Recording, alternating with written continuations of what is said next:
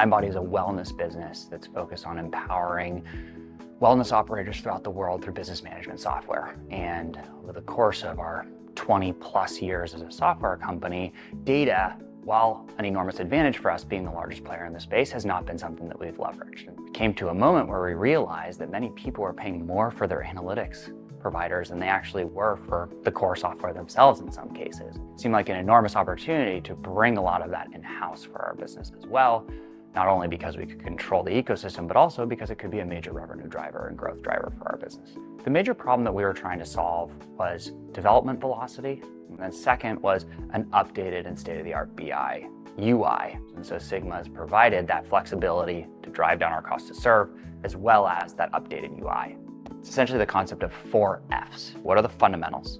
Then you can get into financials. So what is the sticker cost of this? But then also, and more importantly, what is the total cost to serve over a period of time? And then finally, you think about future proofing. So for us, we are a growth-oriented company at scale, right? And so we're really thinking about what kind of product team are we betting on? What kind of software are we betting on to have a high velocity roadmap that then we are able to capitalize on, giving customers access to data insights that help them understand which direction am I trending in. And then ideally overlay on top of that insights that can help drive their trend in the correct direction is something that's just enormously powerful for these businesses, and something that in the wellness space, not many businesses are equipped to do.